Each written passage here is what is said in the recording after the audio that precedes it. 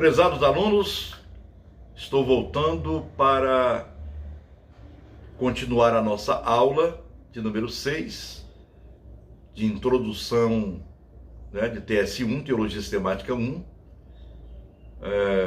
E este é o vídeo de número 3 da aula 6. Enfim, continuando a nossa reflexão sobre a credibilidade da Bíblia e um pouquinho das peculiaridades históricas que eu acho interessante que todos nós, estudantes, professores, pesquisadores, tomemos ciência. Enfim, novos métodos de estudo da Bíblia foram surgindo com o passar do tempo. Novos métodos foram surgindo mediante a pesquisa, que tem uma ligação profunda com os nomes de H. Gunkel e H. Gressman. São alemães. A escola alemã, nós devemos muito a ela, pela pesquisa dos alemães, de alguns expoentes clássicos com relação ao estudo da Sagrada Escritura.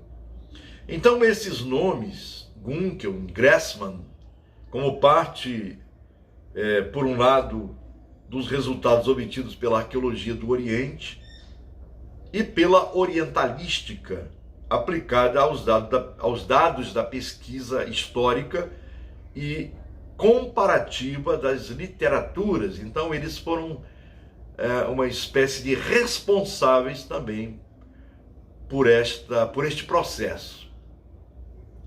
A literatura do Antigo Testamento é vista no âmbito de toda a literatura do Antigo Oriente, ao passo que se investigam as relações entre as duas. Por isso,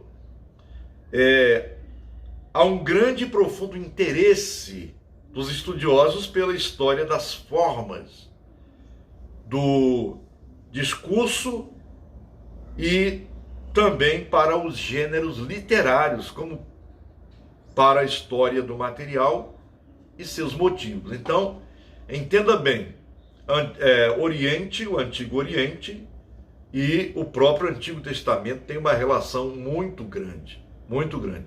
Não dá para estudar o Antigo Testamento sem estudar sobre o Oriente e vice-versa, para podermos entender assim o que significa o Antigo Testamento.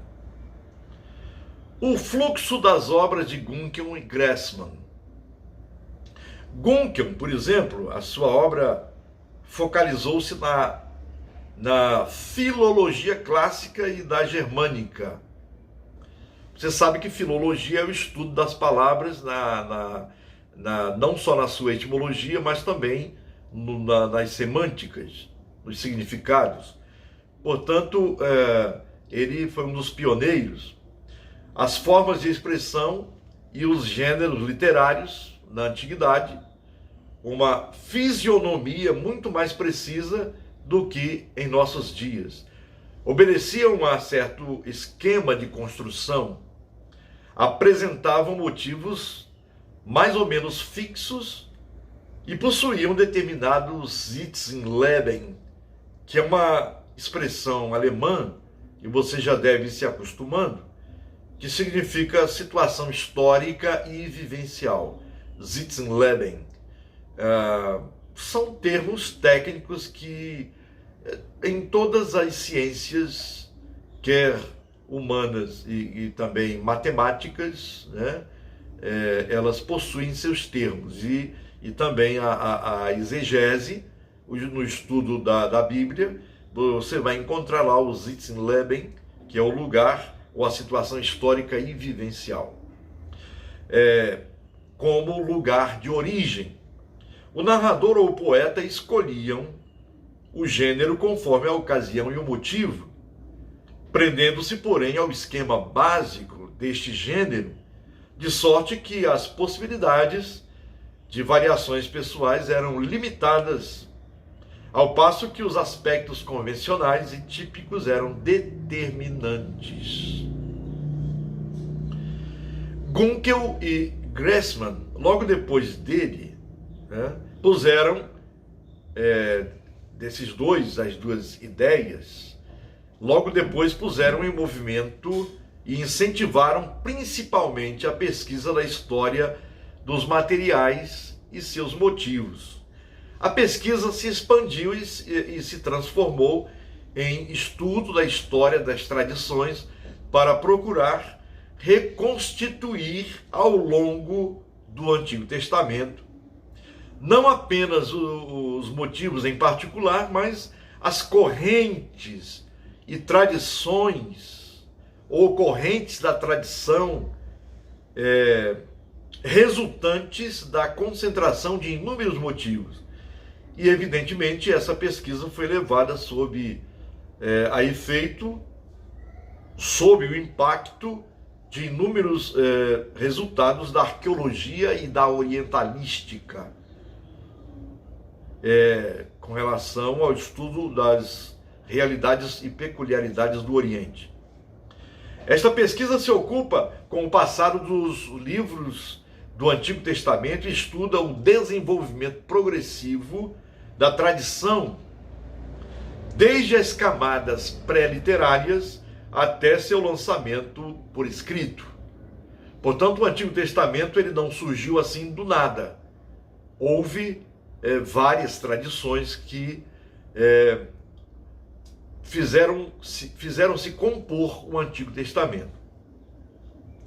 O estudo da história da tradição não considera as unidades do texto apenas do ponto de vista de como sua forma definitiva se concretizou, mas procura seguir todo o processo através do qual as unidades do Antigo Testamento, de cada parte, surgiram. A função de uma introdução ao Antigo Testamento. A função de uma introdução ao Antigo Testamento tem a finalidade de se empenhar por organizar o processo de exposição dos livros da Sagrada Escritura.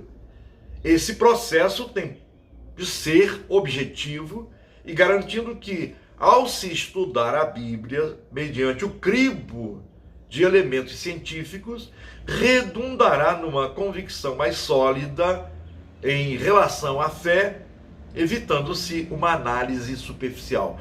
Isto, para a teologia sistemática, tem um valor imensurável, muito importante, porque a teologia sistemática não pode trabalhar em cima de material fictício, superficial.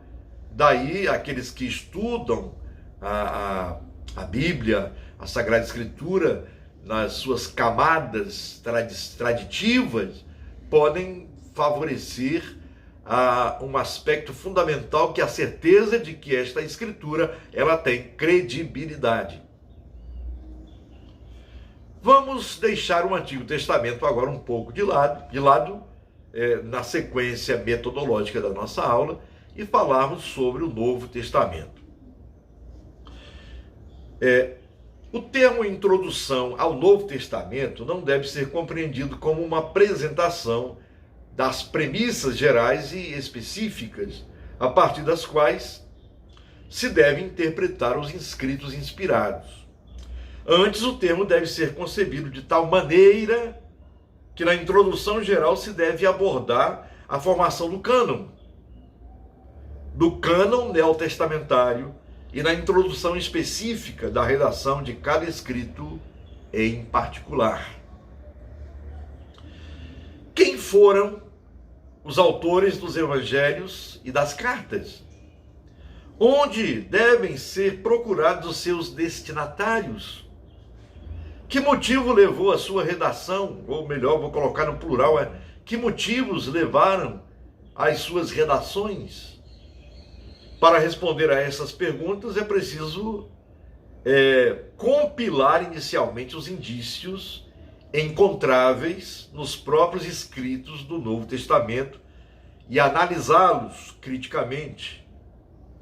Além disso, há que examinar as indicações feitas pela tradição da Igreja Antiga, que acolheu no cânon unicamente aqueles escritos que supunha terem sido redigidos por um apóstolo.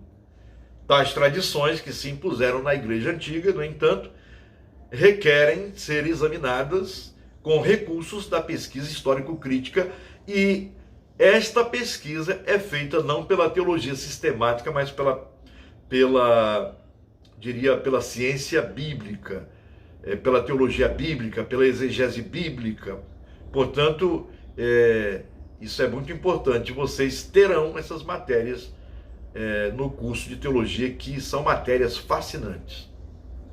Por fim, fazem parte da introdução do Novo Testamento a história crítica textuais. A história crítica e textuais. Acaso os escritos do Novo Testamento foram conservados intactos? Ou será que sofreram acréscimos ou cortes? Como se pode reconstruir, a partir da multiplicidade de manuscritos tradicionados, a forma daquele texto que corresponda o mais exatamente possível ao que os autores dos testemunhos neotestamentários registraram? Por conseguinte, a tarefa da introdução ao Novo Testamento difere da exegese, a qual cabe proceder à interpretação dos escritos neotestamentários em particular, como também da teologia do Novo Testamento, que vai destacar a teologia contida nos escritos do Novo Testamento. Introdução ao Novo Testamento, ou ao Antigo Testamento, é apenas uma panorâmica. A exegese trabalha mais com as particularidades, o material traditivo, a gramática, o sentido linguístico, enfim, os fatores políticos, fatores sociológicos, enfim. E a teologia bíblica, ela vai retirar dali a sua mensagem com base em todas essas pesquisas mencionadas. É bem verdade, porém, que não se pode delinear nitidamente os limites entre as disciplinas. Por exemplo, a explicação morfocrítica, quer dizer, a crítica da forma dos evangelhos, e possui consequências, né? Por exemplo, explicando desta forma morfocrítica dos evangelhos, possui consequências diretas para a compreensão da teologia da comunidade onde surgiram os evangelhos. Apresentar-se-á distinta a interpretação, por exemplo, do quarto evangelho, o evangelho de João, dependendo do caso de se encarar ou não seu autor como sendo o apóstolo João, e modifica-se também consideravelmente o quadro da teologia paulina, quando se defende a opinião de que também as cartas pastorais devem ser atribuídas ao próprio apóstolo. Os exemplos referidos denotam que a pergunta pela formação do Novo Testamento somente pode ser respondida com os recursos da pesquisa histórica. Esta tarefa adquire importância teológica, porque o objeto da análise são os 27 escritos do Novo Testamento, que constituem o cânon da igreja cristã. Imaginem que no século I, nos séculos I e II, existiam várias literaturas, e dentre elas, os pais da igreja selecionaram os livros que eram considerados pela igreja como inspirados, que serviam para fortalecer a fé, o conhecimento de Deus nas determinadas igrejas chamadas comunidades cristãs, lá do primeiro e do segundo século. Muito bem. A palavra de Deus é dita a nós através da palavra dos homens, ou da palavra de homens que escreveram, que registraram. Por isso, o teólogo deve esforçar-se conscientemente, com auxílio da pesquisa histórica, por compreender corretamente a palavra das primeiras testemunhas que proferiram a prédica fundadora da igreja. Na igreja antiga, e na Idade Média ainda não havia uma pesquisa histórica. É verdade que se tradicionavam dados isolados sobre o autor, os destinatários e o objetivo dos livros bíblicos. Mas somente com o humanismo é que foram motivados os estudos filológicos e históricos. Eu já disse isso nos vídeos anteriores. Enquanto a rígida doutrina da inspiração, na forma defendida pela ortodoxia vétero-protestante, não deixara lugar para indagações históricas. O iluminismo despertou até então desconhecido interesse na história. E aí nós vamos falar no próximo vídeo, finalizando a aula 6, no vídeo 4, a credibilidade da Sagrada Escritura. O que nós temos em mãos é digno de crédito, é confiável, porque não surgiu do nada. Nós temos a certeza de que as primeiras testemunhas, tanto as do Antigo Testamento quanto as do Novo Testamento, foram assim direcionados pelo Espírito Santo de Deus. Isto é fundamentalmente o que interessa para a teologia sistemática, bem como para as outras ciências que trabalham com a Sagrada Escritura. Então, no próximo vídeo, nós estaremos falando sobre a credibilidade, mais especificamente, da Sagrada Escritura ou Sagradas Escrituras. Até lá, que Deus te abençoe.